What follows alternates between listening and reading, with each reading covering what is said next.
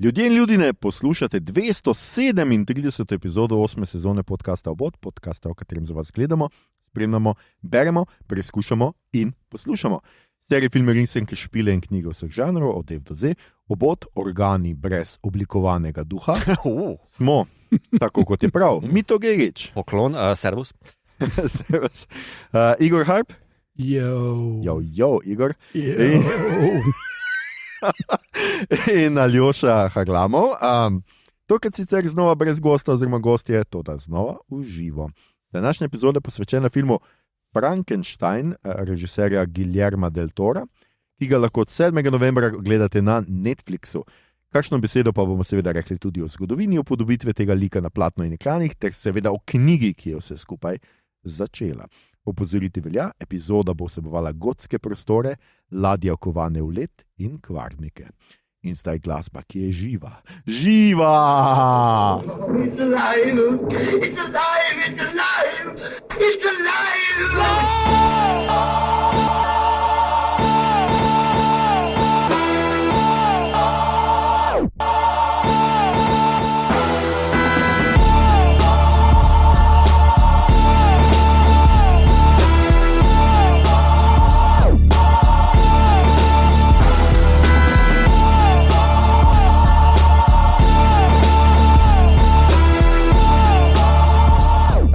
Danes delamo Frankensteina, oziroma mislim, da so v Hammerju, kako je v Hammer Production bil Frankenstein. Ja, tako malo so preizkušali, niso točno vedeli. Frankenstein je namreč frankovsko kamenje. Kamenje Frankov, oziroma skale Frankov, kakokoli so pač to imenovali. Gre za filmsko predelavo romana Frankenstein or the Modern Prometheus, Mary Shelley. Žanrsko gre za gotsko dramo oziroma gotsko grozljivko. Ustvarjalci, režiserji, scenarist je Guillermo del Toro. Ful imam rad Guillermo, vse od Vidu in the Shadows. Tako je, Guillermo. Med drugim je naredil seveda špansko govoreče filme Kronos, The Devil's Backbone in Pan's Labyrinth, oziroma Panov Labirint. Ja, to po špansko pol povej. Ne. El Spinoza del Diablo. Kronos. Ja. To je posod isto. Labirinto del Fauno. Angleško govoreči filmi, Igor, so pa Mimic, Blade 2, Hellboy in nadaljevanje Hellboy 2, Pacific Rim, Crimson Peak, The Shape of Water, Nightmare Alley, Pinocchio in zdaj torej Frankenstein. Pa skoraj da tudi Pacific Rim 2 in Hobbit. Skoraj. Jaz mislim, da sem to že povedal in parkrat na podcastu. Nisem tak fan Guillerma, kot mogoče številni pričakuje, ker imam rad grozljivke in tako. Ampak ja, o tem bomo kakšno rekli. Bomo te vprašali, hvate pa tak žulno, ta španc. Igor, povej nam obnovo Frankensteina za vse tiste, ki ste prespali 100 let filma in nimate pojma, o čem se gre. Torej, Viktor se ne razume s fotrom. Mati umre, fotor umre. Viktor gre v Ingolstadt, ker je Ženeva bedna. Viktor postane znanstvenik, ampak ga kolegi ne jemljajo resno. Pol pa spozna Hansa Lando, ki mu financira manični projekt, kar je po mojem metafora za Del Tora in Weinsteina, ker film Mimic je Weinstein bil producent in ga je Weinstein pol zmontiral, kljub temu, da je Del Toro temu ornk nasprotoval. Film je zelo slab film, to drugače. Tudi zaradi slabe montaže in to vse, se mi zdi. Okay. Ja. In potem Viktor obudi bodočega Heathcliffa iz Viharnega vrha, Peca bratovo ženo, ubije Lando, muči pošast, pobegne na sever in umre. Wow. Zelo ekonomična.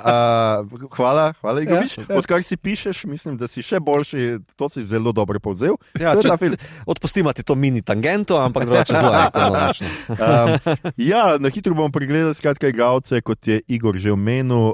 Jacob Elordi je Stvor, The Creature, Oscar Isaac je Baron Viktor Frankenstein. Eno tangento še imam.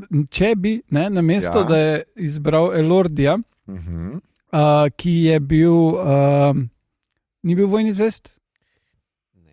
Ne. No, se vseeno, ampak lahko bi pa zbral tega glavarja, in pol bi bil Lando pa Landa. Mia Goth igra Williamovo zaročenko in mamo Viktorjevo, oziroma Viktorjevo in Williamovo, seveda. Potem imamo še Felixa Kramererja, ki igra Williama Frankensteina, omenjenega fotora. Lars Mikkelsen je kapitan Anderson, kjer se zgodba pravzaprav začne, in Christoph Waltz je Henrik Harlander. Pravzaprav Charles Dance je baron, Viktorja oče, kasneje je imel. William je Felix Kramerer, tako je, malo sem se nekje izgubil očitno. Pa Ralpha Inesona še vidimo čisto, mislim, da 3-minutni vlogi tega profesorja Kremta. Je pod tistimi muštacami neprepoznavni. Preden bomo začeli z samim Del Torovim filmom, bom jaz čisto na kratko bomo šli skozi skratka malo zgodovine Frankensteina med platnicami na platni in ekranih, kot vedno govorimo v uvodu. Mary Shelley je skratka leta 1815 potovala po Evropi, ker pač Velika Britanija ni Evropa, očitno. In morda je med drugim obiskala tudi nemško mesto Gernsheim, oziroma tam je bila 17 km tega mesta je pa grad Frankenstein, kjer je stoletje preživel Johann Konrad Dippel, en alkimist. Zdaj to ni čisto potrjeno, to izhaja iz dveh nekih teorij, dveh literalnih zgodovinarjev, ki trdita, da je tam dobila navdih in da je bila tam, ampak to uradno ni potrjeno. No, skratka, na to je odpotovala do Ženeve, kjer se dogaja večina njenega romana, in tam so leta 1816 v neki mračni noči Mary Shelley, njen bodoči mož Percy Shelley, John Polidori, ki je napisal prvo moderno vampirsko kratko zgodbo, in Lord Byron tekmovali v tem, kateri bo povedal, mislim, da so takrat povedali, najbolj grozljivo zgodbo, in iz tega je nastal Frankenstein. In kot sem rekel, Polidori je pa naredil The Vampire, ki je še v 1819 in je prva še pred, se pravi, Stokerjem.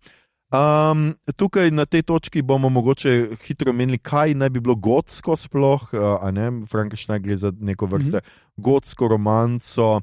Zdaj jasno je, da ne gre za dela iz gotike, to absolutno ne, ampak so to dela iz predromantike oziroma romantike, veliko je vplivov nemških, francoskih besedil na angleško, ampak načeloma prvi gotski tekst je The Castle of Otranto, se pravi Otranski grad. Imate ga tudi v slovenščini v prevodu v zbirki Odisej Horasa Walpola iz leta 1764, ampak razcvet je žanr dosegel v 90-ih 18. stoletja, predvsem v Veliki Britaniji, v Evropi, kasneje tudi v ZDA. Popularen pa je bil vse do 30-ih let 19. stoletja in že tega vrhunca romantike pravzaprav. Gotska zgodba se večinoma dogaja v srednjeveškem, gotskem, starinskem okolju oziroma prostoru. To so grad, samostan, kripta, pokopališče, stara vila, postarano mesto, razpadli laboratorij, in v teh prostorih je ponavadi skrita oziroma iz njih izhaja nekakšna skrivnost iz preteklosti, ki psihološko in fizično preganja like v obliki duhov, prikazni pošasti, večinoma liminalnih, ki se pride maščevati ali poravnati kravice. To je neki zelo grobo, kaj ne bi bila gotska reč. Povej. Zdaj, kot je tukaj dokazal Del Toro, koristi tudi, če Mia Goth igra. Ok, Igor, še dobro. Čeprav, veš kaj, jaz mislim, da ena od tem Mary Shelleyjevega romana je tudi, pa Del Torovega filma je o odnosu očeta do sina, tako da vse te dead joke bom napol. I'll allow it. Pa še posebej zato, ker bo outro posvečen Igorju, tako da pripravite se. In ponavadi je tudi povezan recimo z nekimi za žensko seksualnostjo, ki je zelo v okviru nekih tradicionalnih vrednot in je zatrta. Zdaj pa tukaj malo bolj resno, oziroma pač literarno, gotske romance, to so pa kasnejša dela. Tako. In kaj, zdaj koliko se spomnim, gotske romance so deloma že Viharni vrh, recimo. Tako je. Bolj pa je pač cel šund zadeva nastala. Vem, da kaj je en account na Twitterju, ki je neki librarian, ki ima te stare knjige, ima vedno te serije knjig, kjer ženske z čudovitimi frizurami, vihrajočimi lesmi tečejo proč od gradov. Kaj je s temi knjigami? Mislim, ti kot pač slovenist, ne vem koliko si. Ne, pri nas recimo tega ni bilo, ne? V Sloveniji jaz se ne spomnim, da imamo kakšnokoli gotsko romanco, ampak... So bile prevedene v slovenščino, kdaj razen Viktorija Holt, ker tudi mislim, da malo sodi notno. Ja, malo te neke kasnejše.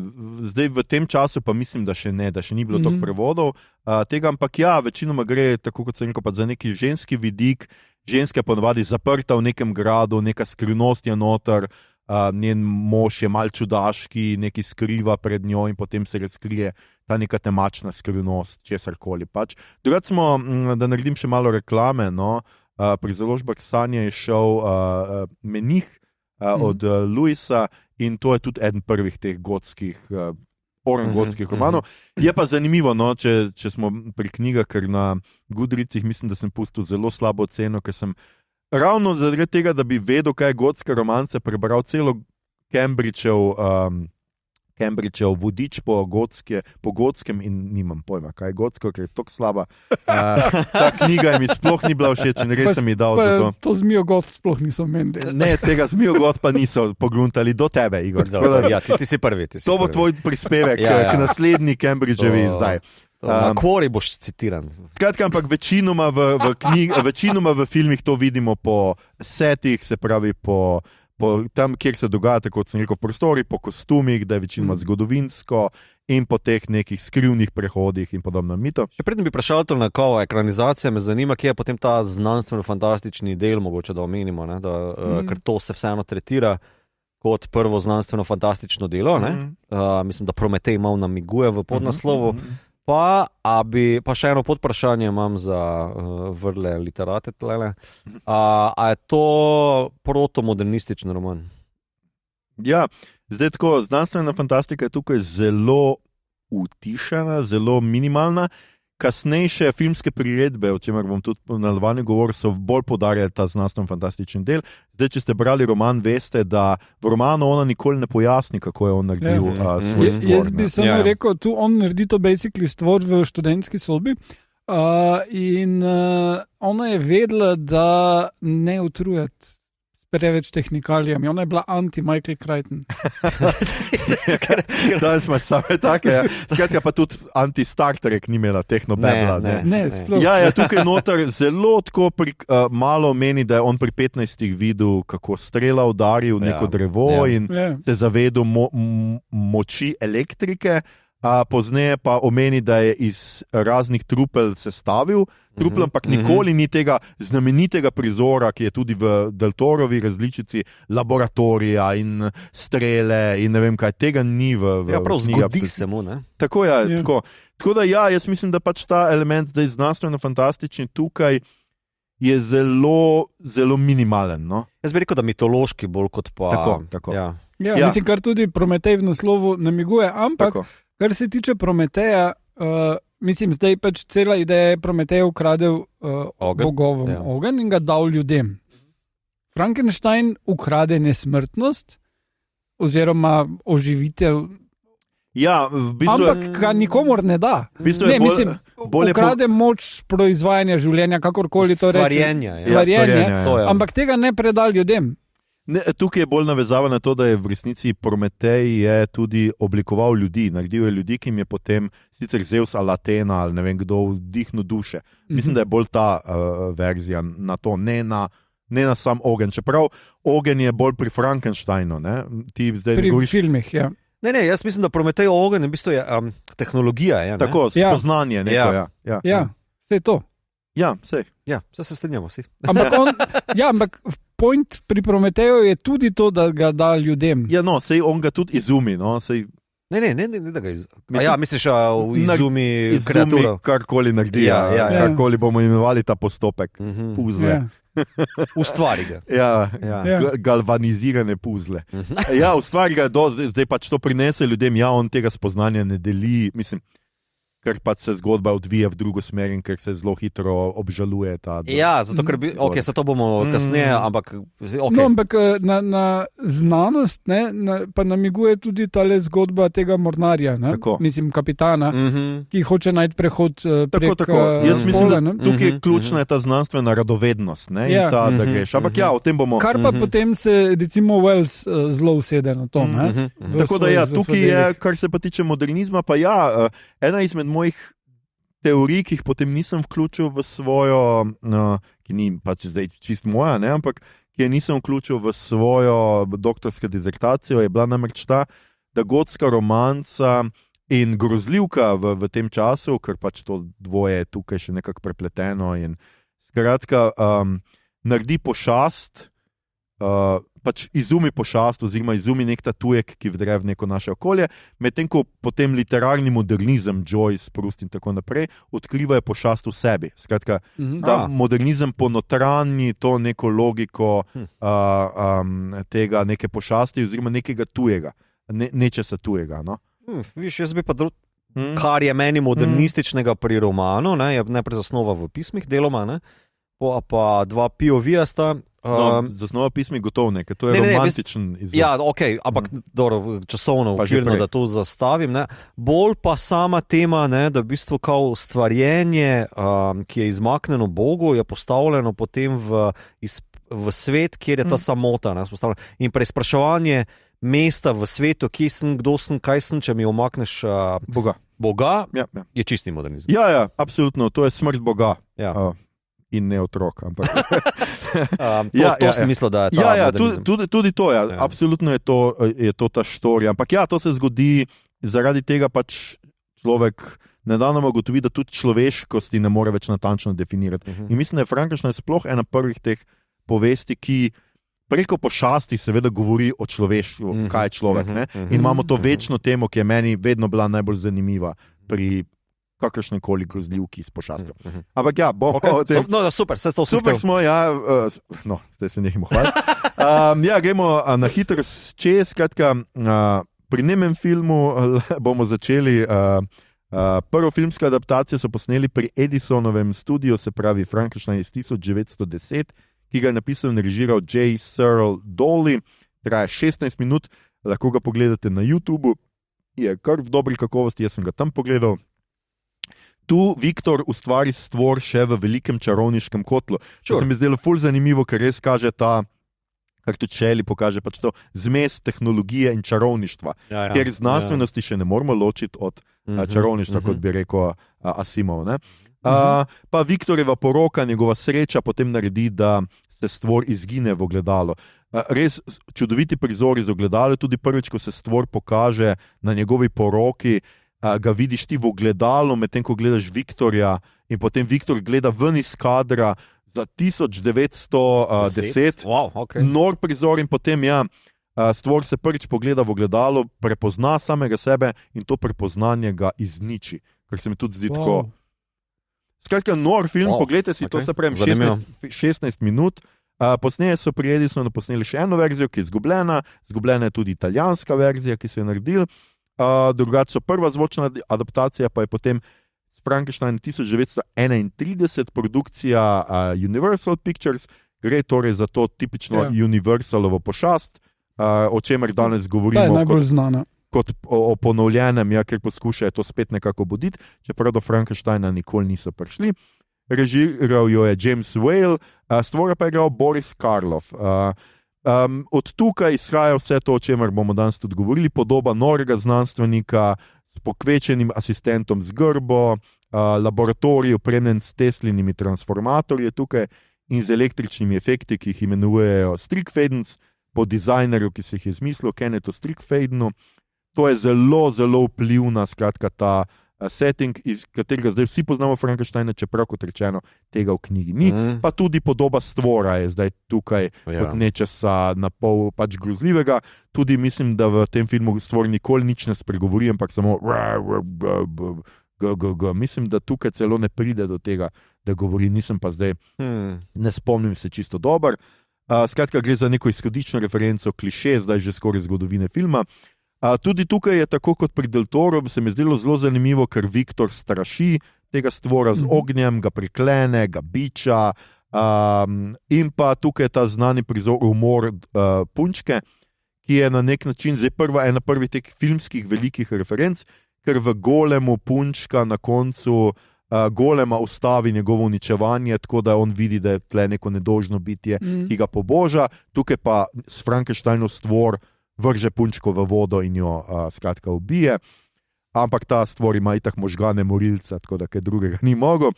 Zdaj, če vas zanima kaj več o tem filmu, Robert Spadoni je napisal odlično knjigo Uncanny Bodies, The Coming of Sound Film and the Origins of Horror Genre, kjer je postavil tezo, da je film pri gledalcih zbudil tak velik strah tudi zaradi nevajenosti prisotnosti zvoka, ker gre za prvi zvočni film, in da so ljudje bili zelo presenečeni, ker prvič zvok ta je prihajal iz neke zelo primitivnega zvočnika, bil je malo hreščeč, ni bil najbolje sinhroniziran z premikanjimi ustnic, in da tudi zvok je dal prvič tako globinsko podobo, oni so pa gledali prostorsko flat sliko.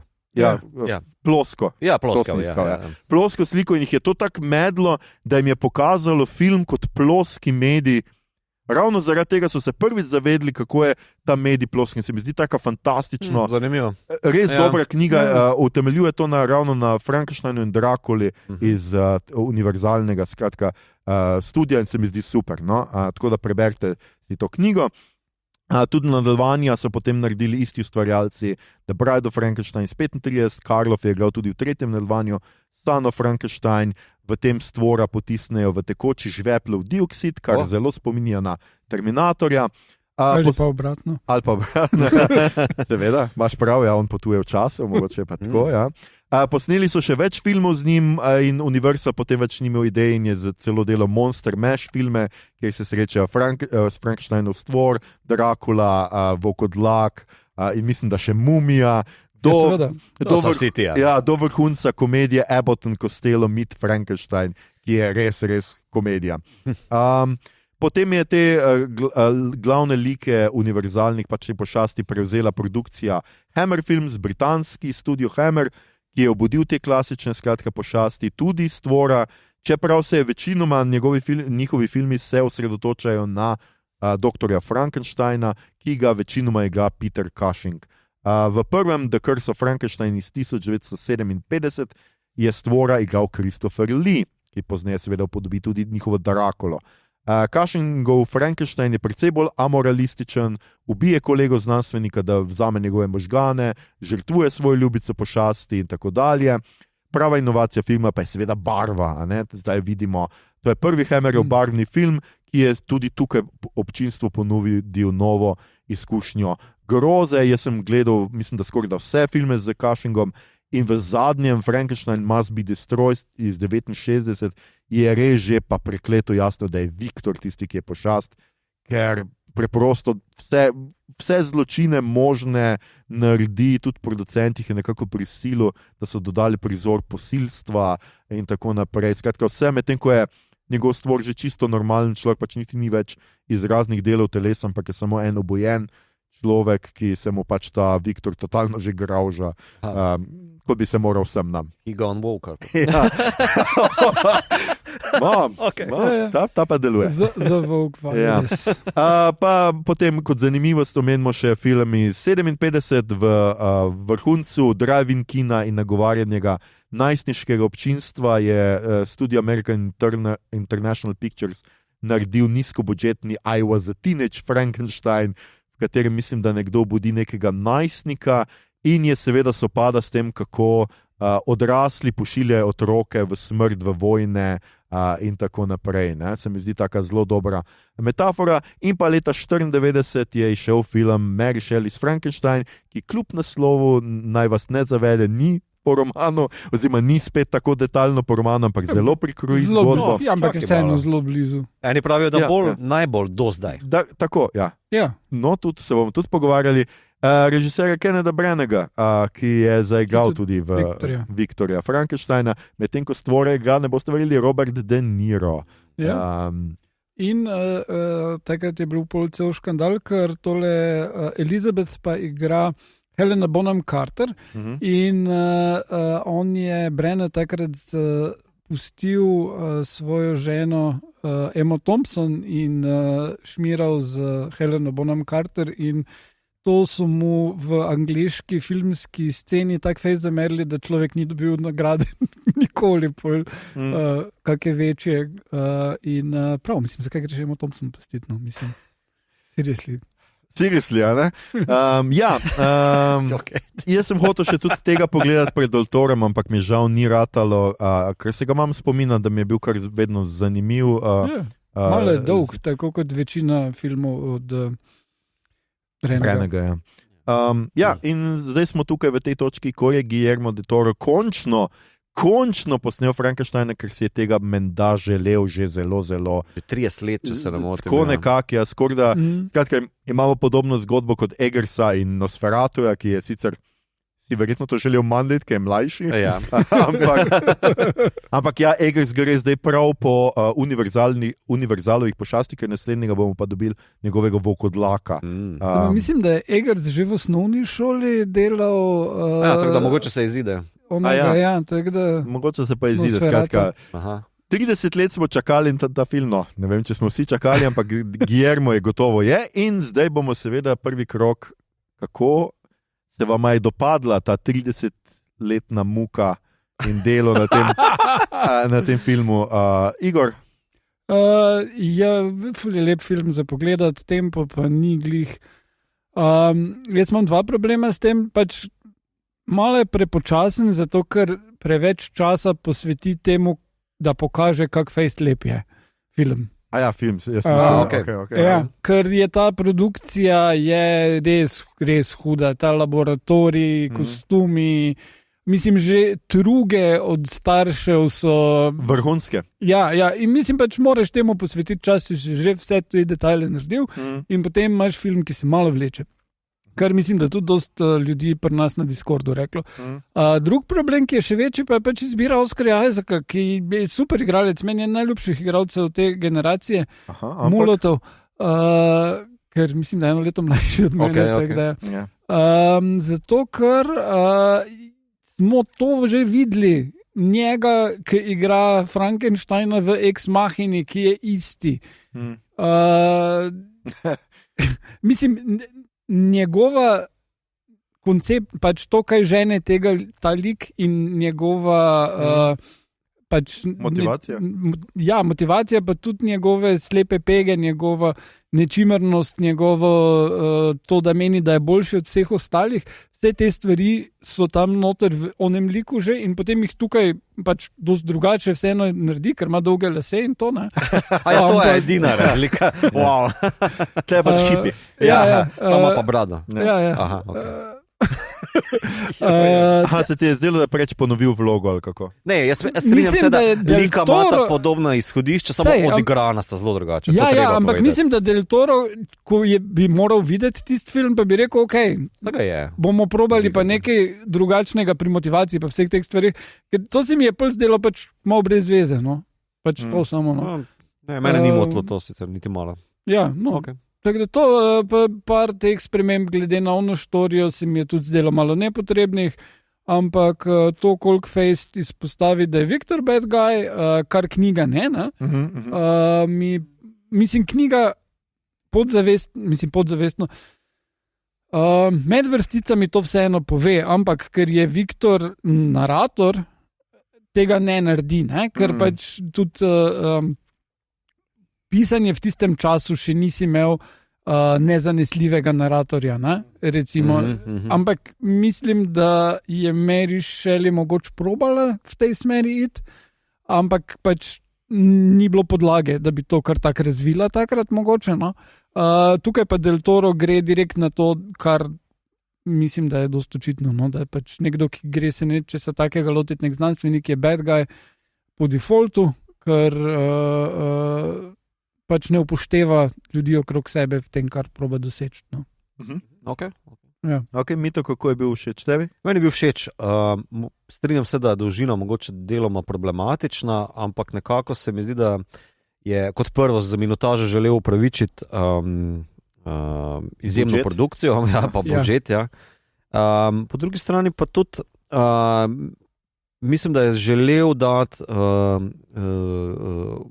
dovolj prostora za karakterizacijo teh dveh glavnih likov. Ne? Da tudi prelom na prolog Viktorja in potem pošast z napisi ločijo ti deli filma, ne? Jasno nakazuje, kako bo postopal z temi liki. Ne? Iz romana je po moje izbrskal, ker roman sicer ponuja par vstopnih točk, kako bi ga lahko v bistvu obračal. Imaš potem, tako smo že omenili, film v 30-ih, kjer je pač nori znanstvenik, ki se igra za stvarjenjem. Potem imaš sicer 94 Branahovo inačico, za katero mislim, ki sem jo malo pregledal, no? Ne pa do konca, da je izjemno operetna pa melodramatična, ampak kao po tekstu bi se znala bolj približati kot pa poprejšnje inačice. Medtem ko tale pa jemlje te osnovne perspektive, pa jih probal povzdigniti ne toliko melodramatično kot psihološko. No? In se mi zdi, da v bistvu tudi je vzel logiko stvarjenja pa odnosa do očeta. Ne? Zato je tudi ta Charles Danceov lik tako prisoten, ki ga v knjigi ni toliko. No? Če sploh. Ne, oče je tam, samo nima ta problematičnega odnosa. Pravim, nekako, veš, Gneto je tole glino, ne, ravno prav, da je probo tu potem tale koncept stvarjenja, pa potem nasledstva, pa kakšen je odnos očeta do zanamcev, ali pa do sina, ali pa Boga, do človeka, kakorkoli. Ta osnovni odnos se mi zdi, da je želel prefiltrirati, pa potegniti ven. In mislim, da ga je mogoče malo preveč raztegnil, ne bom pa rekel, da pa je zgrešil. Mislim, da bi bilo to pretirano. Vsaj jaz mislim, da je to bi bilo pretirano reči. No?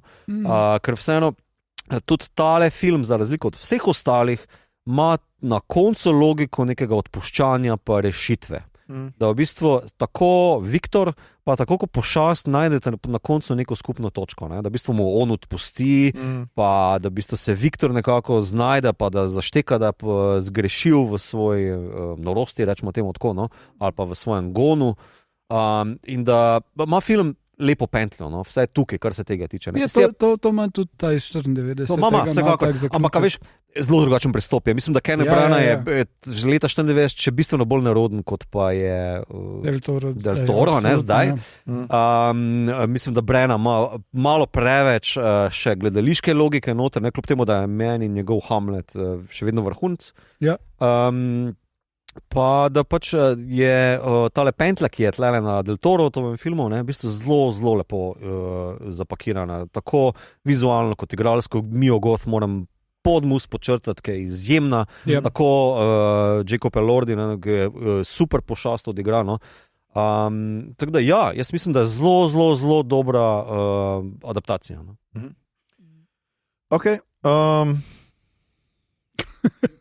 Jaz sem spet nekje tam, bi rekel, vmes, recimo, meni se zdela soliden film, me pa ful veliko stvari moti pri njem in na koncu mi ni bil tako zelo všeč, tako kot mi ponovadi Del Toro filmi. Še enkrat je omenil, vsakeč, ko omeni Del Toro, da mu ni všeč, moramo nekaj spiti.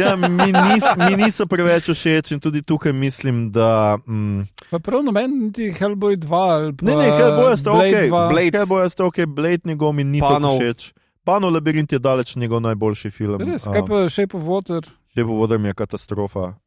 Čiste melodrama in jaz bi mu vzel vse Oskarje, ki se dali.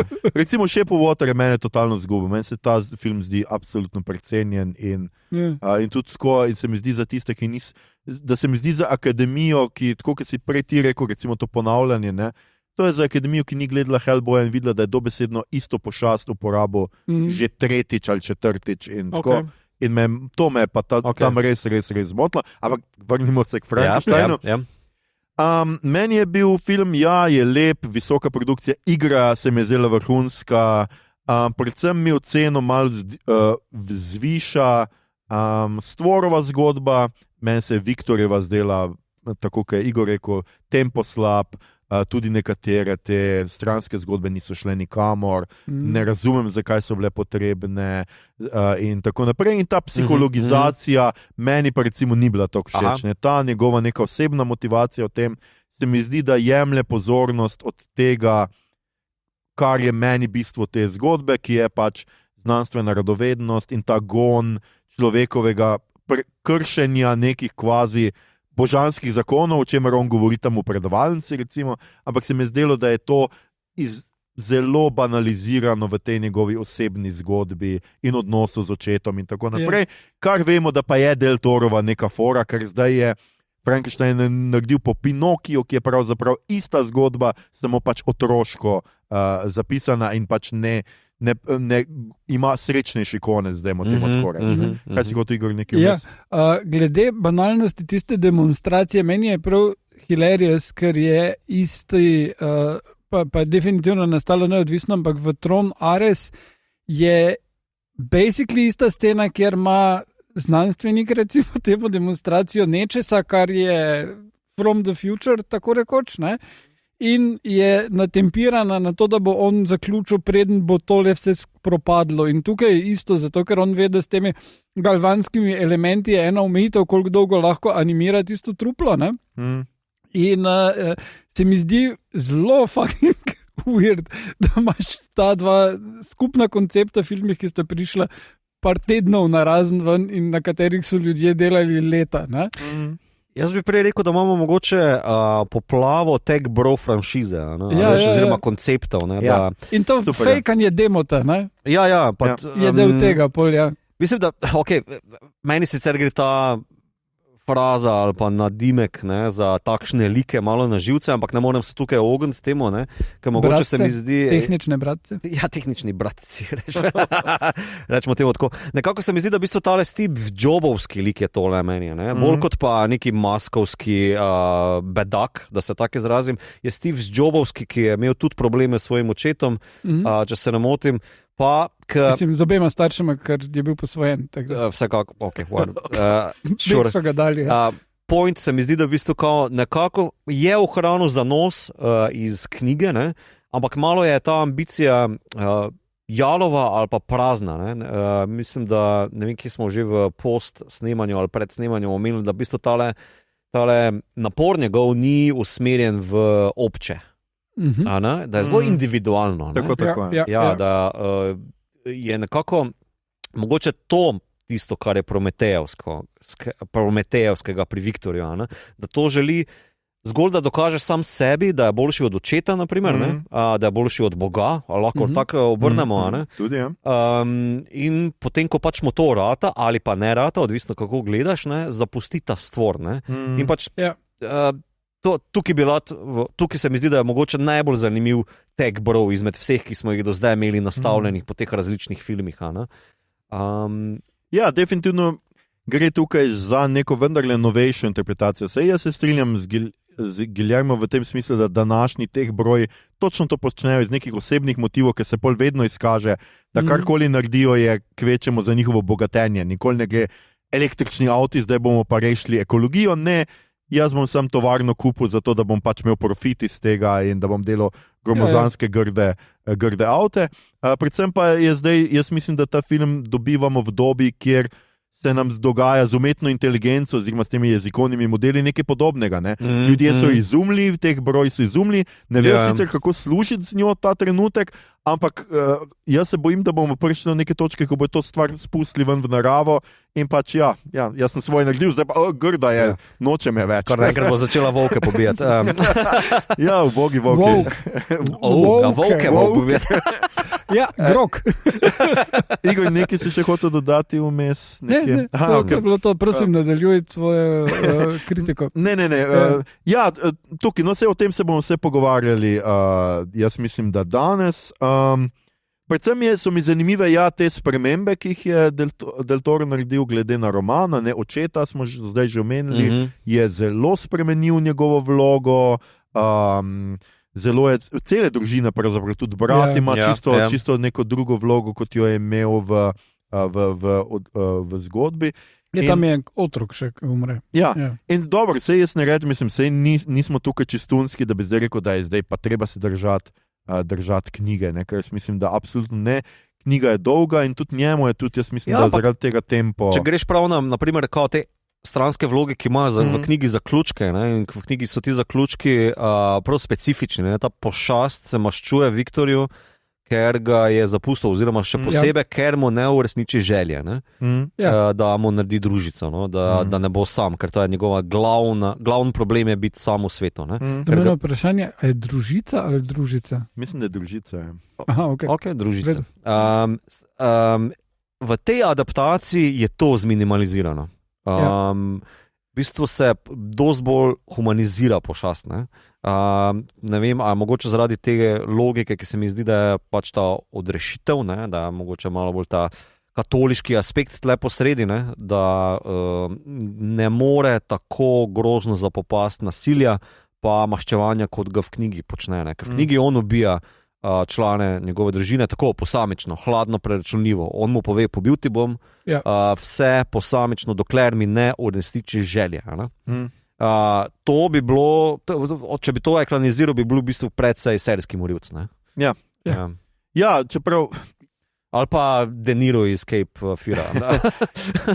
Ja, sicer ni čisto tako enostavno, ne, on tega brata ubije še preden izrazi to svojo željo, ne, brat je iz maščevanja, ker ga je zapustil, potem dalje pa on mu grozi, zdaj pa ti bom še ostale, če ne boš... V knjigi to. V knjigi, če ne boš mi naredil družice, ampak v filmu je pa to precej drugače. Sicer obstajajo recimo neke psihoanalitične interpretacije, da Frankenstein, Viktorjeva želja izhaja zaradi smrti matere, on želi premagati smrt. In to je v knjigi nekako izraženo do neke mere. Tukaj Del Toro pa je res šel pač direkt na to, ker seveda on vidi prvič, oboje je super. Tukaj mu recimo ratalo, kar je meni všeč, ker je dobro povezal oboje. Ne samo, da mama umre in da je to pač ta neka izhodična travma, za kaj on hoče premagati smrti, ampak tudi oče je ne more rešiti, se pravi, ima to izhodično travmo do očeta, da bo pa on zdaj boljši. Skratka, oboje je v enem prizoru, to pa mislim, da je Del Toro dobro uspelo, kako to kondenzirati, ker mu marsikje druge, recimo Nimo je tukaj, se je meni zdelo ful dobro, kako mu je to ratalo, ne, da Viktor celo na neki točki posumi, da je mogoče oče nalašč umreti. In tu pride seveda ta interpretacija, ki si jo ti, Mito, prej omenil, da je oče Bog in da je to v bistvu nek revolt proti bogovom. Kaj ti seveda vsak ateist se vedno najprej vpraša, če, saj vemo to krilatico, če obstaja Bog, zakaj pusti otroke umreti, zakaj obstaja smrt. In tukaj mislim, da je ta Viktorjeva izhodiščna travma. Če je moj foter vsemogočen kirurg, zakaj je pustil mamo umreti? Mora biti zloben. In tukaj se mi zdi, da ta pol preobrat od očeta, od Boga pride do temu, da zdaj bom pa jaz prevzel vlogo Boga. Tudi za tiste, ki morda še ena trivija iz knjige, danes bom tudi jaz dal kakšno trivijo, da ne bo sam Igor. Zdaj se pa ne spomnim, sej v filmu Del Toro tudi bere pošast Miltonov Izgubljeni raj, ne? Ja, mislim, da to je iz knjig, skratka, v Izgubljenem raju je Bog večkrat imenoval zmagovalec, kar je v angleščini seveda Viktor. In od tod naj bi ona pobrala ime, od tod naj bi bilo ime Viktor Frankenstein. Noter, ne? Kar se mi zdi tudi taka, on nastopi tukaj v vlogi Boga in tisto njegovo predavanje je čisto tako, tu je meni esenca pač vseh Frankensteinovih filmov, ne? Ker se mi zdi to, za to obdobje Mary Shelley, za 19. stoletje, ker res težko govorimo o neki tehnologiji še v resnici, ne? Pa neki znanost je zelo se še rojeva, ampak znanost postavi točno to, ne? Mi več ne upoštevamo Boga, mi bomo šli delati neke stvari, ki cerkev pravi, da ne smemo, ne smemo razmišljati o tem, kako nastane življenje, zakaj nastane življenje, anatomija. Niti ne smeš prešteti reber. Tako je, anatomije niso smeli delati, ne so mogli krasti trupla, tukaj jih on sicer kupuje, sej v Angliji, mislim, da ravno zaradi tega v Angliji so bili nekak zakoni ampak tudi tam poznamo to zgodbo tega Brka in kako sta že bila Hare in Burke, ki sta kradla trupla in tako naprej. Skratka, tukaj imamo porajajočo se znanost, ki v neki kulturi zdaj krši neka pravila, ki jih ne bi smel nihče. In to vsi Frankensteinovi filmi vedno zelo smešno, meni še celo za, ne vem, 60 ali pa tam poudarjajo, ti si kršil nepisane zakone. 60, come on. A nismo že prekršili vsega, kar je bilo? Go with the flow, man. Ampak še vedno se mi zdi, da je zelo bila vedno vztraja ta ideja, da tukaj. V knjigi je pa to meni sploh odlično narejeno, ker Viktor velikokrat to lažbo najde kasneje, pač ko Sekesa, ker je naredil stvor, najde v naravi. In govori, da je naravni paradiž, oziroma narava, kako že nekako neokrnjena narava in gledate gore, Švice in tako naprej. In tukaj najde neko potešitev, ker seveda narava je od Boga, to je kraljestvo Boga. Jaz sem pa naredil nekaj kulturnega, znanstvenega in sem prekršil te naravne. Tukaj imamo v filmu samo bolj to, da Mia Goth tam preučuje žuželke in govori, kako so to neka bitja Boga, ali kaj že nekaj takega reče. Čeprav pol enako jame metulja v kletko, grda. Čeprav ne vem, kaj z njemu. Dobro, mogoče tu malo popustiti, ali budizem, recimo.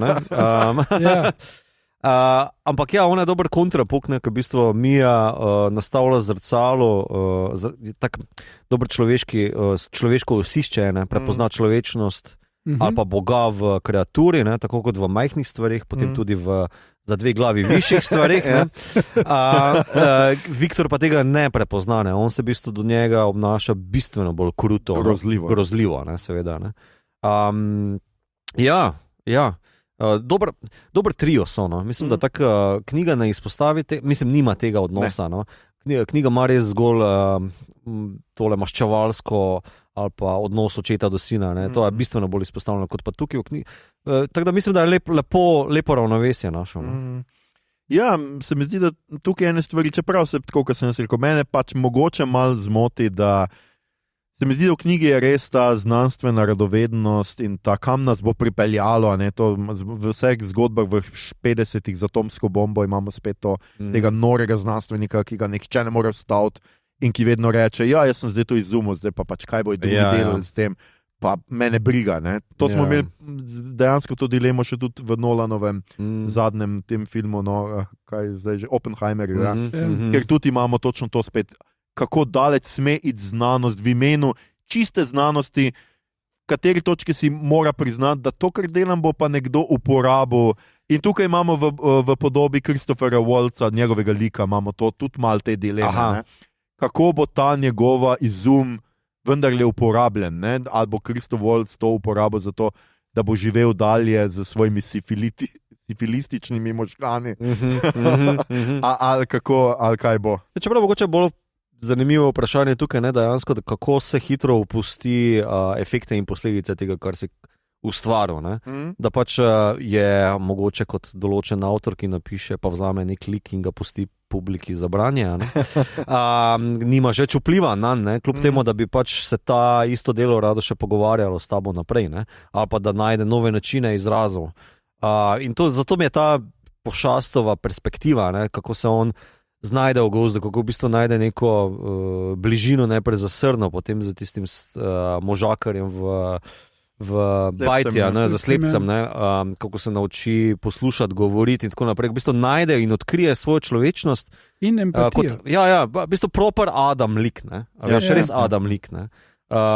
In kako se v bistvu človeška ambicija pa napuh obrne stran od tega. Ker vse, kar bi tek broja zanimalo, je končen kapitalističen efekt. Oziroma je bil tudi investiran na ta način.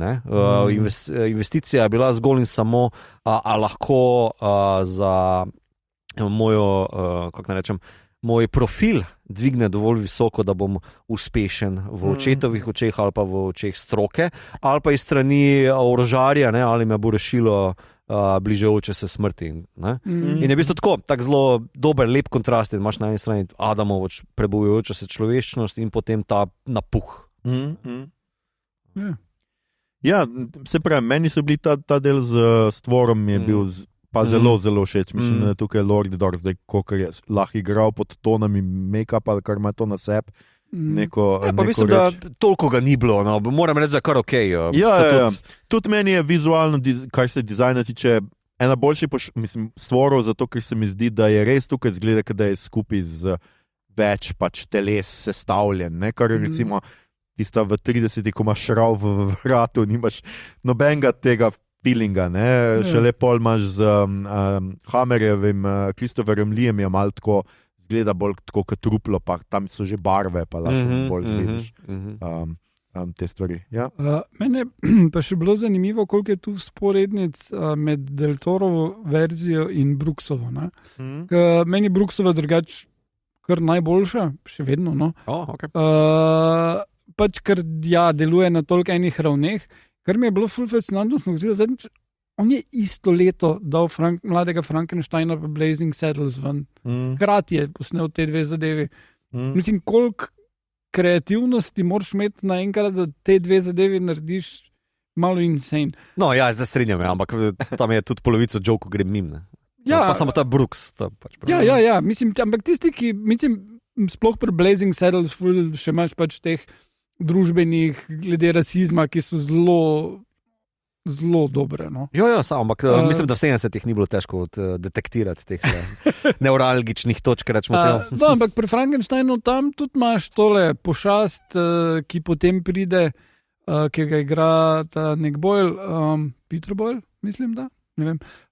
Ki ima na koncu govor in v bistvu Frankenstein je tisti, ki se mu zmeša. In pošast je tisti, ki kljub temu, da je imel možgane Abby Normal, potem na koncu pač ima cel tisti govor, ki pomiri zadevo. In to se mi je zdelo tukaj zelo, zelo zanimivo, te vzporednice in mislim, da Brooksova verzija res stoji še vedno. No. Okay. Ja. Moram ga pogledati, zdaj že mogoče 5 let ali 10 let nazaj sem ga nazadnje pogledal.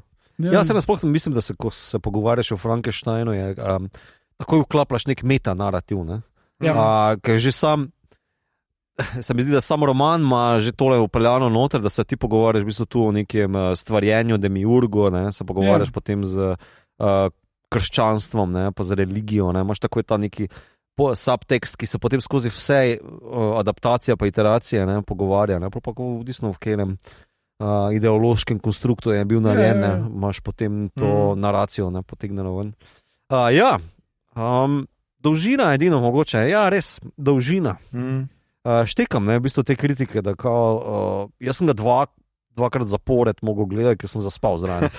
Priznam, me ni sram. Jaz mislim, da ni problem dolžina. Dolgi filmi so lahko držijo, ampak tempo moraš znati držati. In če preveč časa posvetiš temu, da pokažeš, kak lep film je in da bo kamera se fokusirala na to, potem pač zgubiš tempo. Mislim, ne vem, zdaj mogoče vprašanje kondicije, ker veš, lahko greš gledati Bela Tara, razumeš, pa dolgo, ko en fucking špageti z vesolja, razumeš, pa bo vseeno ti kul zanimivo. Ali pa rečemo Tarkovskega, tako čislenega v slovenskem prostoru, pa te zdrži skozi.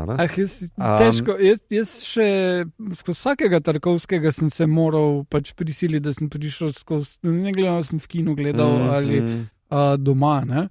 In tudi tukaj pač, meni pač tempo pade, ne vem. Mislim, ampak lahko gledam zelo počasne filme, ki so, kjer se ful malo zgodi in me bojo čist držali. Ta pa Tarkovski pa ne so. Mogoče pri sebi sem se prvo to vprašanje malo drugače zastaviti. Zakaj, na primer, nekdo tretira to kot počasnega? Če odšteje minutažo, Ker sicer je res, da na začetku obljublja malo bolj dinamično zgodbo. Ker prolog je zelo akcijski in tako naprej, ampak tisti, ki je knjigo bral ali pa mogoče pozna prejšnje inačice, to ni to. Nikoli ne bi moglo biti to, ne? Da bo zdaj, ne vem, Frank nesmrten, pa da bo imel namesto ene roke v bistvu šmajser. Tega ni, razen mogoče v Duke Nukemu ali pa kaj tega. Ali pa če bi Robert Rodriguez naredil film. Ali pa to, sam res je. Ker to je obljubljalo takoj od defaulta, pa tudi Del Toro sam vedno to obljublja, da pač to je odnos o demiurgu, o stvarjenju, je bolj filozofski, kot pa mogoče prolog obljublja. Zdaj, a je to mogoče potem koga razočaralo? Najbrž. Mene osebno ni, mislim pa, da mogoče pa minutaža vseeno potem se počasi priplazi, pa mogoče kjer kader, mogoče pa veš, mičkem predolg, pa se potem nabira. Jaz mislim, da je tu problem tega, da je Del Toro po 30 letih končno dobil možnost narediti ta film, ki ga je vedno hotel in da se tukaj pol to pozna. Ne?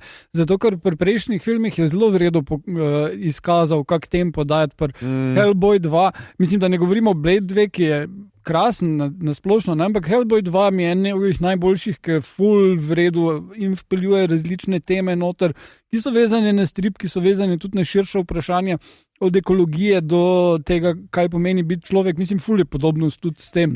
Dajmo upogniti v to debato, kar to naše vprašanje, ki je postavljeno. Ja, ravno to sem hotel tukaj reči. Skratka, mi se zdaj že pogovarjamo o tem, kar ste nas spraševali na Discordu. Skratka, vsi tisti, ki niste na Discordu, pridite na Discord.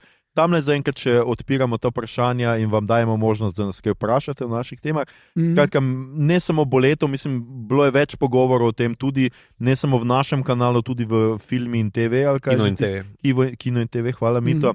Je bilo več teh mnenj o tem, da je film predolg. In ja, boleto nas je prav vprašal, zakaj so skoraj vsi filmi na pretočnikih zelo dolgi. Vem, da včasih so si studiji pridržali pravico, da so film porezali na krajše, potem kasneje za videokaseto ali DVD izdali podaljšano verzijo in nažalost opazujem, da pri modernih filmih to manjka, predolgi so, vlečejo se, predvsem to mislim za Frankensteina, film se na čase vleče in me dejansko vrže ven iz zelo dobre zgodbe. Ja, jaz se tudi strinjam, da se mi zdi posebej zanimivo, ker na pretočniku absolutno imaš to možnost, da bi lahko imel 2 verziji gor in bi bila daljša. Smo videli v primeru Zeka Snyderja. Tako je. Ampak stvar je v tem, da pri kinu je studio omejen s tem, koliko projekcij spraviš v en dan. Torej, recimo prva projekcija pred 5 uro nima smisla. Torej, če ti začneš ob 5, pa imaš 2-urni film, ga imaš lahko še potem ob 7, oziroma nekaj čez 7, pa nekaj čez 9 in so to 3 projekcije v enem dnevu. Ne? Zato imajo kini tudi mislim, da Cineplex ima nad 120 doplačila. Doplačila, ja. Zato, ker pač imajo manj projekcij. In studio tudi pač dobi manj denarja. Zdaj, tudi če je najbolj gledan film, če daš ti Oppenheimer, recimo, ali pa kaj takega, tudi če je najbolj gledan film, ne more imeti več projekcij in dvorane so polne in pač prideš do enega maksimuma. Ne? Ja. Zato studiji pritiskajo že od nekdaj, da naj bojo filmi po 2 uri, ker potem lahko brez problema 3 projekcije na dan spraviš. Zdi se mi pa, da tukaj v bistvu tale studio, ne? Rečemo Netflix, da je, kar je studio, ampak primarno je pretočnik. Ker v bistvu oni želijo, da si čim dlje gor. To je recimo neka osnovna logika. Ne? Kot drugo bi tu noter vrgal v ta miks, da se zvezde več ne prodajajo se režiserska imena ali pa franšize. Naprimer, ne, tu pa je ena druga stvar, na pretočniku se nič ne prodaja. Stvar je samo v tem, da je povsem druga logika. Ti moraš pritegniti ljudi, da pridejo v kino, tukaj pa jih ne rabiš niti pritegniti, da pogledajo ta film, ali ga gledajo, ali ga ne gledajo, ali mu dajo, da jim je všeč, zelo všeč, ali pa niti najmanj všeč, povsem vseeno. Pomembno je, da naročniki ne grejo bek. Kar pa zaradi tega, če bo Frankenstein najboljši film vseh časov ali pa najslabši, noben ne bo odpovedal naročnine. In zatorej je Netflixov vseeno, v bistvu, kdo je podpisan. Oni imajo en naslov, pa se mi zdi, da v bistvu je ta naslov omogoča, da imaš bolj ali manj niti ne to studijsko verzijo zdaj v posredi, ampak že kar director's cut. Včasih, kar si mogel čakati DVD ali pa Blu-ray neki. Oni želijo samo imeti obvestilo na svoji platformi, kao, naslednji mesec pa pride tole. In to te bo pritegnilo, pol boš pa gor, pa mogoče po mobitelu neki šraufu zraven ali karkoli pač počneš. To se mi zdi, da je pač en od teh kar pomembnih form. Omakli so se DVD-ji, omakli so se klasični studiji, ki so znali pritisniti za minutažo. Kinematografi nimajo več toliko težnj, da bojo z svojo kapitalsko pozicijo diktirali, kao imej 2-urni film, krajše variante, kakorkoli. Tako da to je doba platform ali pa pretočnikov, ki po mojem mnenju jim se bolj šteje, da ima nov naslov, novo obvestilo, pa če je zraven pač prepopano kot prvo franšiza, ali pa potem slavno režiserjevo ime, pa slavni igralci, toliko boljše za nas. Pri Snyderju so naredili pa 2 verziji samo zato, da so lahko prvo dali PG. Torej pomeni, da tudi tisti, ki imajo profile zaklenjene na otroške, oziroma najstniške, lahko še vedno pogledajo film, potem pa so dali in imaš baz, ko pride prvi film ven, in potem, oziroma prva dva, in potem baz, ko pride ta druga dva z klanjem. Pa po drugi strani mislim, da boš ti za to omenil, ne pa nostalgija. Ja, seveda, nostalgija, absolutno, tudi jaz bi absolutno se na tle prodajal, ampak bolj sem hotel reči tole, da ja, jaz mislim, da tako, kot ste oba omenila, pač tukaj po eni strani je ena ustvarjalna svoboda, ki jo dajo in zaradi tega ljudje radi delajo za Netflix, ker če bi Guillermo to delo za studio, pa Apple, tako pa za kino bi mogoče kdo rekel, zakaj pa ta film tako dolg, zakaj še za pol ure, tle pa ni treba. Ne? In vedno vemo, da ustvarjalna svoboda ima pluse pa minuse. Tako pluse in minuse. Če ti nekdo da ves denar na svetu in naredi, kar hočeš, in ti lahko narediš, kar hočeš, je včasih lahko to tudi ne dobro, lahko si pač self-indulgent, ne vem, kako bi to slovenščino prevedel. Samo potešujoč. Sorry. Hvala. Ja, lahko si masturbatorski, onanističen, hvala, Mito. Se strinjam, ja. Po drugi strani pa, mislim, ljudje to gledate doma, pač načeloma lahko stisnete pauzo in pogledate drugi dan. Spiješ malo kofe, Red Bull, boš takoj vklopljen nazaj. Zdaj, če ste tako kot jaz to ne morem. Jaz ne maram tako gledati filma in nočem pritisniti pauze in rečem, zdaj bom pa jutri ali pa čez tako. Ampak če greš na vece? Ja, dobro, če grem na vece, valjda, ampak ne pa tako, da bi rekel, bom pa drugi dan pa čez par ur. Čeprav seveda, kdaj tudi jaz sem mogel to narediti, ker ne vem, če mi internet zašteka, pač ustavim tam film, ki sem, grem in pol moram nekaj drugega delati. In se zaveš, da si na telemahu. Ja. Skratka, omogoča vendar tudi domače gledanje. Ti lahko gledaš film načeloma kot dolgo serijo, lahko bi vstavil vsaj pri, ko se zgodba prolog pa staviš, pa Viktorja pogledaš, pa staviš, pa gledaš pošast posebej. Ne? Tu imaš celo poglavja, tako da komod bi vstavil. Tako da ja, mislim, da je tudi... Pol bi lahko rekli, da se v bistvu kao neka določena logika nadaljevanke ali pa serializacije znala malo umestiti v to. Ni nujno, ker tudi prej, ko smo govorili, prejšnjič, ko smo govorili o Weapons, je tudi lahko to narediš, če tako pogledaš, isto imaš prologe, ampak to ni nič novega, tudi Rashomon ima tak, Ja, konec koncev, najbolj važna tukaj stvar je to, kar ste tudi vidva spet omenila, je to, da je Netflix v resnici vse eno, če ti to gledaš ali ne. In načeloma Netflix ves čas govori, da oni ne tekmujejo z kinom, z Pop TV-jem, ampak tekmujejo s TikTokom in z drugimi stvarmi, ki ti kradejo pozornost. In njim je važno, da ti pač to pustiš, da gleda stvar, ti pa lahko zraven delaš karkoli drugega hočeš. In tako kot zdaj ima Netflix, o tem mislim, da smo tudi že govorili, ima neka navodila za nove ustvarjalce, da v serijah in filmih velikokrat naj govorijo o tem, kaj počnejo, zato ker imajo to za sodobnega gledalca, ki mogoče zdaj glih kuha neki tam, pa je obrnjen stran od ekrana in ne vidi, kaj se dogaja in mu je treba povedati, zdaj bom pa te ubil, recimo, ali pa nekaj takega. Ne? Zdaj sem za one v zadnji vrsti, zdaj bom zagam fento. Zdaj sem stopil v dnevno sobo. Tako je, kar mislim, da bi bil dober joke. Škripa. Upam, da je bil dober joke, to bi lahko dejansko kdo naredil, da se malo z tega naučil, ampak Netflixom, tako kot je Igor pač rekel, važno ti je, da so stvari gor, da ti ne boš odpovedal naročnine. Kaj ti počneš z njimi, je pa njim čist vse en. Res se mi zdi, da se gre za ta obvestila. Ta mesec pride tole, strange new things. Samo da veš, da bo 26 novih vsebin, ko boš drug teden spet odprl stvar, da bo stvar. In v končni fazi tudi jaz pravim isto, ljudje, kupite mojo knjigo, vse mi je, če boste prebrali, čakaj, bo folk debatiral, pa te klev, pa... V redu, kolnejo me. Kaj pa si mislil, ko smo imeli debato tega nostalgija, ker je tudi v vprašanju nekako bolj zastavljeno, je imel tega nostalgičnega potuna, včasih pa ni bilo tako, je rekel staro ikavo z pipo v ustih. Včasih so bili filmi tudi fucking dolgi. Ja. Lawrence Arabski. Tudi vsi Bondi, ki jih jaz zdaj gledam, so 2 uri. Ja. Trditi, da včasih niso bili filmi dolgi. Ja, Malje, imaš prav, Malje je tako, zanimivo je to, z tega stališča pa absolutno nostalgija.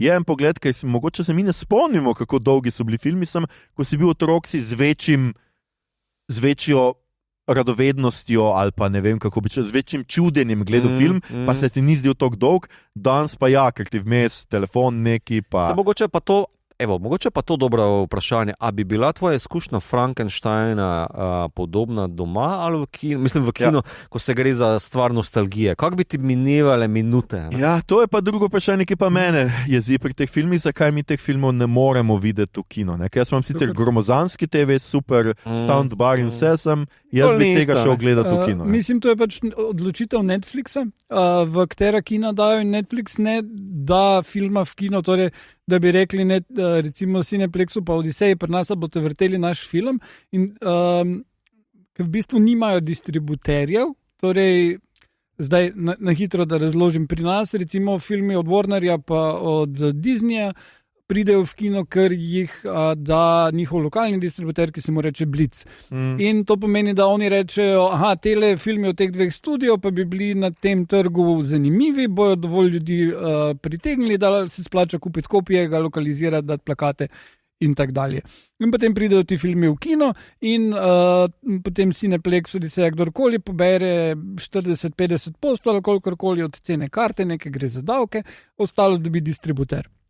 Netflix ne deluje po tej logiki, ampak Netflix v ZDA, pa še ponekod drugot, ampak v glavnem zgolj v ZDA, zakupi kinodvorane, pa rečejo, ok, te kinodvorane bojo pa vrtele ta naš film. In to pomeni, da bi rekli, recimo, če bi pri nas delali, da bi rekli, ok, recimo v Odiseji, bomo imeli dvorano 4, recimo, in ta dvorana 4 bo ta 2 tedna vrtela Frankensteina in ta cajt je ta film v kinu in to je to. In zdaj, če pa grejo na večje, kot so recimo šli pri K-pop Demon Hunters, ki je bil singalong, pa so ful več platen najeli. Ja. In to je to. In oni pač si zračunajo, koliko kart bojo lahko prodali, da se jim to izide in koliko bo tukaj, kar je pa še pomembneje, koliko bo tu nekega dodatnega baza, koliko se bo pisalo o tem, ker pri filmih kot je Frankenstein, jih oni dajo v kino 2 tedna preden pridejo na Netflix, kar pomeni, da se tista 2 tedna potem piše o tem in se zgradi zanimanje in bo še mogoče. To pa dejansko pol pripomore, da bo kdo naročnino sklenil zaradi tega, če ni mogel v kino priti. Pa da so, kako že, v igri za Oskarje. Ja. Tudi to se ker morajo biti pa na platnih. Je pomembno. Je pa potem tudi to, da zato, ker je pa Netflix zakupil te dvorane in celoten cash od vstopnic poberejo oni, zato ker je kino že dobil plačano posebej, ne? Pač ok, imajo še denarja od kokic. Je pa fora, da oni ne dajo v javnost, koliko kart so prodali načeloma. Ja.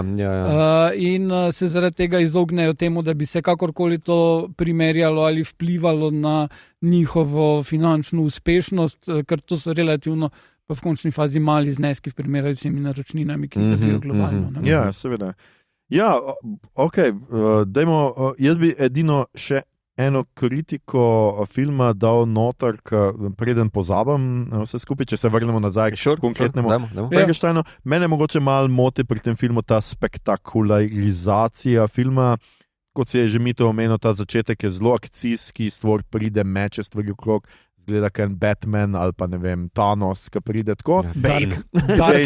Potem tudi ene ključne take stvari, spremembe v zgodbi so, ker seveda starca ga ubijajo volkovi in potem sinovi mislijo, da ga je on umoril in ga hoče ubiti in tako. V knjigi recimo absolutno tega seveda ni, starec se ga malo ustraši, ampak še bolj pa potem prideta nepričakovano sin in hčerka oziroma sin domov in se ga ustrašita in je ta brez kakršnega koli umora in meni v knjigi zaradi tega bolj učinkuje, ker ni treba uboja za to, ker je on pač grozen stvor in v končni fazi se ga ustrašijo zaradi tega, ne zato, ker je umoril nekoga. Ne? Ja. In tukaj se mi zdi, da tu pa tam mi kakšne stvari znotraj tega niso bile všeč, pa recimo tudi ta rom-com med Viktorjem in Elizabeto. Zdi, da je tudi ta prav kom del tudi not vključen. Pa mal je tam, ko je on skrit kot župnik noter. Mislim, da zato, da dobimo mi, da je njemu ona všeč, mogoče ni treba vsega tega, no, lahko bi bilo tudi, da plešeta, čisto dovolj videli smo, kaj počne z njo in tako naprej. In ker tudi mislim, da to pol vpliva na ta, da jaz sem dobil občutek, da on stvora potem ne mara, zato ker ravno zaradi tega, ker ona čuti neki do stvora neko bližino in tako in ga začne zagovarjati. To je zelo na koncu, šele ko mu reče, reči še eno besedo reči, razen Viktorja, pol pa mu on reče, mislim, da kako že, kako je ime? Elizabeth, ja. Pol se pa obrne, pa ga zažge. Ne? Do takrat on ne ve, da ima ta neki pretiren stik, ne? On ve, da ga obiskuje. Ja, ampak ona ga zavrne basically zato, ker je proper ženska in je z njegovim bratom. No? Ja, ona v bistvu se ne želi... Mislim, je obvisli, da je on privlačen, ampak se ne zdi, ne, je, ne, se bistvu, da se bo štalo delala. Jaz mislim, da ona, ko reče spovednici, da ga sovražim, ker je takšen pa takšen, je dejansko iskrena, kljub temu, da na joke obrne. Da v bistvu njej lik ni všeč, ker je pač ogaben, za vso ambicijo, za vsem tem, kako gre preko vsega, da bi dosegel svoje, da i to ni, ker brat je pa bistveno bolj, bom tale maskulin bullshit, uporabo beta. Ampak je ful zanimivo, kako to že na začetku vzpostavi, da je fotru brat bolj všeč zato, ker je taki. Kar je pa zelo nenavadno za tisto družbo. Ne? Zdaj, vem, da je film posnet letos in ne v 19. stoletju, ampak ja. Ja, ne vem, mogoče je tukaj ta problem, ker je pač foter zameril Viktorju, da je tako navezan na mati, in je tu percipiral njegovo šibkost. Tako, pa je mati izven slike. She's out of the picture, kjer Bog ostane sam za svojim stvarjenjem, ni Eve zraven, ki bi kakorkoli drek mišala, ali kakorkoli bomo temu rekli. Zdaj čisto eno drugo smer. Dobro, lahko Lilet noter vržeš, ali pa kao še druge... Pustimo za to. Mogoče res. Skratka, se mi zdi, da zato, ker ima glino, ki je bolj voljna za oblikovanje, se mi zdi, da pač tukaj bolj to. Ja, ker recimo meni se tudi zdelo, da on Viktorju malo zameni, da je poženščen, ker je z mamo, prav potem pa pri bratu pa mu to nič ga ne moti, da on tam hiko nička, ali kaj že mu tam neki kupi nek voz. Že vozi. Ampak mislim, da je poanta točno v tem, pač on ga vidi v resnici Viktorja kot tekmeca, primeravi za ženino pozornost, zdaj pa žene pač ni in je lahko on počne karkoli hoče. Ker v resnici je Viktor seveda, čeprav to je en tak paradoks, ki včasih tudi iz familije, ker sta si lika preveč podobna, foter pa sin, tam je več kreganja, kot pa tam, kjer sta si foter pa sin različna. Ker Viktor odrašča v njegovo verzijo v resnici, v resnici samo še bolj na večjo potenco. In mogoče se ravno foter v tem do neke mere tudi prepozna, da vidi, kakšen je on sam in se zaradi tega mal tudi samega sebe sovraži, kar jaz imam pri tem igralcu vedno mal tega feelinga, da mal sam sebe sovraži. Kdo zdaj? Charles Dance? Pri Charlesu, ker tako je bil že v Game of Thrones, mal se je sovražil tudi samega sebe. Ja, se je. Ampak v Alienu tudi, ker je bil bivši Junks. Ja. Alien, čakaj, kje je Alien? V trojki. Ja. Okay. Vidva ste sinhronizirani, vidim.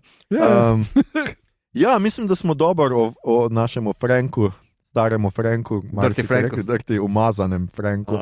V slovenščini se sliši res bolj umazano. Strani Frank, imaš aliteracijo. Hvala, Igor. Nismo nič omenili sicer Igorjev, tukaj je brat v podobi Igorja, Igor je tak znan lik iz Frankensteina. Ampak ne iz knjige in ne iz tega, samo tam 31, tisti verziji so ga uvedli, to sem bral o tem, pa tam mu je ime Fritz. Ja, tam mu je ime še Fritz, potem v naslednjih pol pa ga preimenujejo v Igor in to se je ful prijelo. Je pa potem Terry Pratchett se norčeval z tega, obvisli tudi v Mladem Frankensteinu, tisti Igor je hilarious. Pol je pa še film Igor, ki je animirani in je pač fokus na tem Igorju, ki hoče biti pravi znanstvenik in dela truple in tisti je kar zabavno. Pa da ne pozabim, zdaj, ki se me spomnil Igor, tudi o tem, kako so Mary Shelley in Lord Byron in ostali v tej hiši izumili tudi o tem je film in mislim, da ne samo eden, mislim, da sta dva filma prav o tem. Imaš biografiji Mary Shelley, kjer je igra tale, kaj že, Kate Moss, ne Moss, ampak tale iz Dekline zgodbe je igra, ni tako? Elizabeth Moss. Elizabeth Moss, ja, Kate Moss. Sure. In pa in en film pa je prav, vsaj jaz sem gledal mislim, da je bil bolj TV film, ki pa je bil prav o tem. Ne, prav cinema film tako, je. Tako, ki so tam v Ženevi v jezeru. Tako, neka divja noč, pa se drugirajo in halucinirajo. Romantični pisatelji. Ok, super. Vprašanje poslušalcev oziroma petega bodo smo obdelali. Upam, da ste zadovoljni z našimi odgovori in gremo spet na kaj smo gledali, brali, špilali in poslušali. Igor, ker imaš grbo, si prvi. Torej, na Netflixu sem pogledal House of Dynamite in zelo priporočam. To je Catherine Bigelow režirala in tudi ta film je sestavljen iz več delov. No, lepo. Ki pa prikazujejo isto časovno obdobje. Torej, prvi del je White House Operation Room, kjer pač vodita ga tale iz Duna pa Silosa, kaj že? Ferguson. No, ona pač je tam vodja agentka in nenadoma ugotovijo, da leti pač raketa, neznana, najverjetneje atomska bomba proti. Iz nekje se pojavi, ker sateliti so kliknili nekaj in pojavili se nekje v Aziji in leti v smeri ZDA in najprej mislijo, da bo dol padlo in potem, ali pa da bo šlo vesolje, pa ugotovijo, to gre proti Chicagu. In probajo ustaviti in ne gre. In potem pač tik preden pride do konca, preklopi na drugo linijo in druga linija potem prikazuje druge like, ki se s tem ubadajo. Pač minister za obrambo, ki ga igra tale iz Foundationa, Jared Harris. In še eno par drugim, potem tretja pa je predsednik ZDA in še eni drugi liki, predsednika pa igra Idris Elba, ja. Odlični. Kot zmeraj. Ja. No, mislim, ful je dobro, totalno napeto. To pa res, film traja malo manj kot Frankenstein, mislim, da je 10 minut manj, ampak niti slučajno ne postaneš zaspan.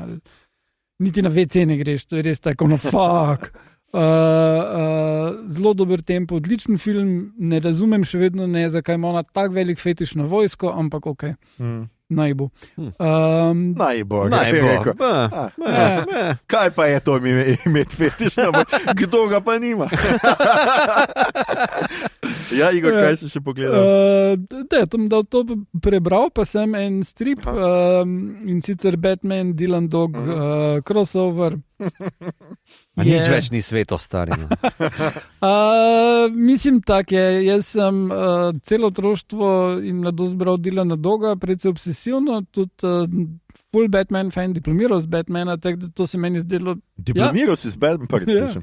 Od tod that joke. In sem zelo... mislim, zadeva mi ne more biti nevšeč, ampak hkrati mi pa ne more biti toliko cool, kot ti lahko predstavljam, da bi to bilo. Ne? In zelo lepo je narisano, dost plotline nikamor prav zares vodi, ampak koliko se Konstantin pojavi, so stvari bolj cool, kar zato DC-jevih stvari zanimivo velja. Ampak definitivno bi se mi zdelo boljš, če bi bil direkten kolab med Dylanom in Konstantinom, ali pa če bi Batman šel v malo bolj tele neke demonske, nadnaravne stvari, kamor včasih gre, tukaj pa basically išče psihopatskega modisa pa Jokerja, ampak v redu. No. Okay. Je pa zelo, zelo lepo, artwork je zelo na nivoju, zato se mi je dopadlo. Ok, Mito, imaš ti kaj za dodati?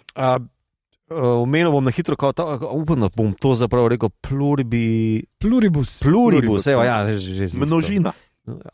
Množica. Če bi tako razložil, bo bolj. Slogan ZDA je pluribus. Vem, zdaj se mi je vse sestavilo. Iz več držav eno. Okay.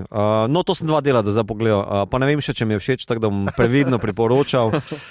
Bom pa vsekakor naprej gledal, ker pač Vince je Vince. Ja, jaz pa bi tako rekel, jaz sem pogledal prvi del in ful priporočam prvi del. Če boste pogledali samo en prvi del v seriji. Mislim, za zdaj imam eno kaže se neka tema, ki mi ni najbolj zanimiva, ampak upam, da bo to razširjeno, tako da nočem preveč nekaj za kao povedati. Sem pa, to bom dal v mix noter, pogledal sem Veščec, četrta, mislim, da je to sezona, in meni je jaz ne razumem teh črno-belih izpadov, teh malo bolj twitteraških kritik, ker Hemsworth, Liam, čisto opravim s tem, kaj ima za delati.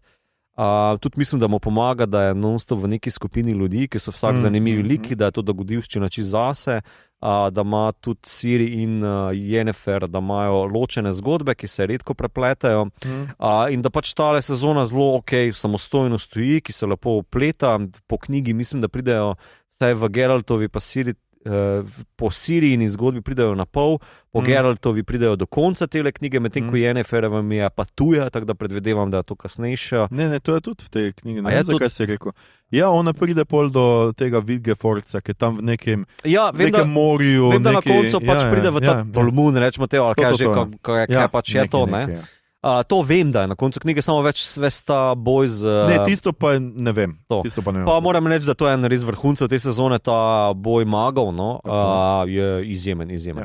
Ja, če smem dodati, tudi jaz zelo se trudim razumeti kritike, ampak res ne razumem, zakaj ljudje tako... Mislim, pač radi ste imeli Henrya, sej ga imam tudi jaz zelo rad in vse, ampak Liam ni kaj dosti drugačen, pač se Henry ni zdaj iz te vloge naredil Hamlet ali ne vem kaj.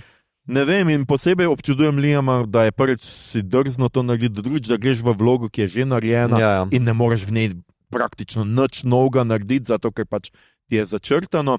Tako da meni se ne zdi, da je slaba, nasploh pa ta del z bojem magov in pa del, kjer tale pride bojevnik, ki potamani vse te podgance. Bonhart, to se mi je zdelo super, takcijski prizor, kako jih on se posebej, ker več čas je ga nekega ki je tak starček, ki je neki tam in se vsi norčuje z njega. Mislim, pa to on igralec, mislim iz, kaj je že, District 9, tega režiserja, tale igralec. Od tam je, jaz nisem pol pogooglal, čeprav sem nekje bral, da je nek znan igralec. On je, mislim tale, Igor, ti hitro zbrski neki, kar moram še pomeniti, meni je bil še všeč, Harold Copley? Da mi ga pokaže, jaz sem na obraze bolj mahnem. Všeč mi je bil tudi on del, ko so Geraltova druščina v Močvirju. Je on, je on, tale lik je ta Bonhart, ki je tudi v knjigi totalno badass. Pa tale del mi je bil všeč v Močvirju, kjer Geralt z druščino, kjer je tudi ta klasična epizodična Veščec zgodba, ki jo poznate iz prve ali pa druge sezone ali pa iz prvih 3 knjig. Pa se mi tudi zdi, da nekako tale narativni lok tle vzpostavljen, kjer Geralt ne samo, da ima to logiko usode do Sirija, ali pa te Destiny, kakorkoli lapajo non-stop okrog tega, tle mora on preko uganke nekako narativno tudi pove, jaz sem oče. Jaz sem tisti, ki mojo z novo družino, ko potujem, iščem, pa želim ubraniti svojo družino. Tako da jaz bom celo pač drznem si reči, da je ta sezona boljša od prejšnje. Se strinjam. Jaz mislim, da prejšnji so začeli neki mešetariti za temi Game of Thrones političnimi, kar v knjigi ni toliko v spredju in mislim, da je bilo škoda. Minotaže, zato tale je meni tudi boljša potem. Tako da tukaj absolutno se strinjam. Pač meni se je prejšnja zdela zmedena, ker za pol teh likov več nisem vedel, kdo hudiča so in ne vem, zakaj bi mogel spremljati njihove zgodbe in te intrige, če je pa že vojna in ne vem. Skratka, tu notri pa se mi zdelo dokaj bolj, pa kljub temu, da so nekatere like, ki so jih uvedli, tudi tista cela epizoda, kjer si pripovedujejo zgodbe, ker počivajo, da Geralt ne bo takoj laufal dalje. Ne vem, meni se je pač ta sezona zdela, boljša od prejšnje. Dobro, seveda, še vedno ni to tako vrhunska serija, kot bi lahko bila, ali kaj. Še vedno ima svoje minuse, ampak zdelo se mi je pa vedno super. Igor, nekaj si hotel dodati? Vmes sem odkril od tale film Frankenstein, o tem, kak je nastalo, film je Gothic. Režiral ga je Ken Russell in igrajo Gabriel Byrne je Byron, Julian Sands je Percy Shelley, Natasha Richardson je Mary Shelley, Timothy Spall je Polidori, tako da to je kar major. So pa potem bile še o tej isti zadevi je bila tudi Alice Krieg, Mary Shelley v Haunted Summer, pa Elle Fanning je bila Mary Shelley v filmu Mary Shelley. Imaš prav, Elle Fanning je bila. Se mi je zdelo, da je ona prestara. Ja, super je, Elle Fanning je bila, zdaj se spomnim plakata prav, se mi je več zdelo, da neki tam, da ni prava za ta plakat. Ja, super, hvala Igor. Ja, jaz bom na hitro še poleg veščice omenil Ironheart, sem pogledal, ker pač gledam vse Marvelove stvari in mi je ta še manjkala, sem rekel, ok, bom zdržal, bom še to pogledal. In kaj ne rečem, ja, spet pač tipična Marvelova serija, zanimivo se začne, potem pa gre zelo v klišeje, ta preplet magije in tehnologije ni logična, ta neka družbena kritika, po katerem ne bi bila ta Riri bolj kao urbana, temnopolta Američanka, potem pa imaš, da je nekdo vpraša, ampak zakaj si ti sploh hočeš narediti to obleko in govori nekaj o gasilcih, pa ne vem kaj, ampak nikoli tega ne bojo uporabljali gasilci, o čem ti govoriš? Mislim, samo slaba kopija Ironmana si, res brez veze, no? Skratka to, ampak ja, za tiste, ki, da vam preveč ne pokvarim, pojavi se pa en zlikovec noter, ki ga poznamo iz stripov in igra ga Saša Baron Cohen, ki mislim, da dobro odigra svojo vlogo, zdaj ali bo s tem zlikovcem kaj naredil, a se to misli kje pojaviti, to vam pa jaz ne znam povedati. Kaj pa je to, Captain Genocide? Ne, okay, zdaj si zatisnite ušesa tisti, ki nočete slišati, skratka, on je Mephisto. Pojavi se kot Mephisto, ki je znan iz Marvela, skratka. Ja, ampak se pravim, a bo s tem kaj naredila, a gre to dan dalje, pa mislim, da ta trenutek noben ne ve, kaj pri Marvelu, jaz mislim, da tudi niso čist ziher, kaj bojo počeli v lifeu še. Ljudje in ljudi, ne? In druge pošasti.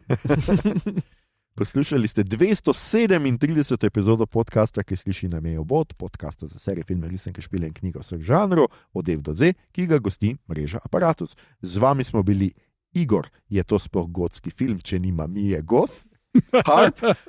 Mislim, da to bil najdaljši vstavek med ime pa prime, kar sem ga do zdaj imel. Ampak nadaljujemo z dolgimi. Mito Tarkovski, tako čislen v slovenskem prostoru.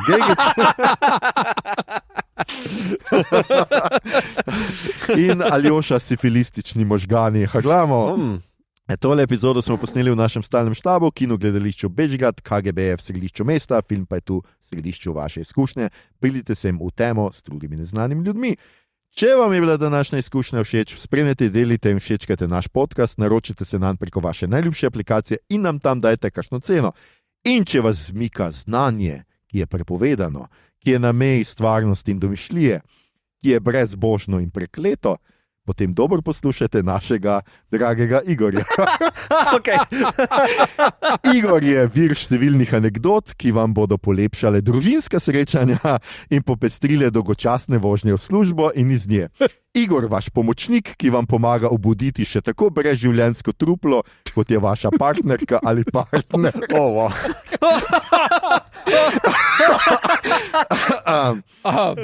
To sem napisal, ker me zadnjič Igor prijazno peljal v Maribor. To je zahvala. Podcast najdete na Facebooku, Instagramu, Blue Sky, zaenkrat tudi še na Twitterju, ki je še vedno X, vsekakor tudi na Discordu. Pridite na Discord, kjer nam lahko postavljate tudi vprašanja, na katera potem odgovorimo. Poslušate ga lahko na vseh odjemalnikih podcastov in na YouTubu. Pridružite se nam v klepetu vsem, kar je novega v žanru na platnih, med platnicami in na ekranih, o naših epizodah in anatomiji. Tole je bila že naša 237. Ne bom odgovoril na to vprašanje.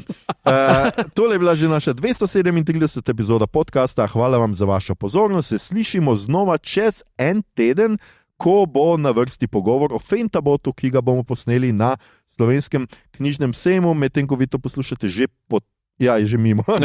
Je že mimo, tako da žal v prejšnji epizodi smo vas pozabili povabiti na ta dogodek, ampak čez en teden ga boste pa lahko že poslušali na internetu. Potem pa se seveda slišimo tudi za Božič in novo leto oziroma Silvestro, tako kot vsako leto, božični in novoletni specialec. Prideta, Igor? Ja, če uporabite kodo OBOD20, v spletni knjigarni Ljud literature lahko kupite knjige iz zbirke Piknik 20% cenej. Tako, še enkrat smo to ponovili za tiste, ki zadnjič niste poslušali. Zakaj ne poslušate avtora? Ja, to je to. Imejte lep konec leta. A to? Konec leta. Nimam nobenega joka na Frankensteina, volkove, ne vem, na starše. Imaš kako Mia Goth joke še? Ja. Zdi, ker imaš kaj v žepu še. Ne, nimam Mia Goth joke dovolj v žepu. Mislim, moram pa pogledati še ta tretji film. Maksin? Ja, je že kdo gledal? Ne, jaz sem zgolj prva dva. No. Ne, a to bo zdaj avtor naše epizode? Mislim, pogovarjati kak dalje. Imel kar zdrklni v naslednjo epizodo. Zdrsnili bo vaša sporočila, imejte se fajn in se gotnemo. Gremo gledati high quality entertainment, ne, kot reče Murderbot. Ne, premium entertainment. Premium. On gleda vsebine. Ja. Vsebine. Razvedrilne vsebine. Dobro, končajmo to.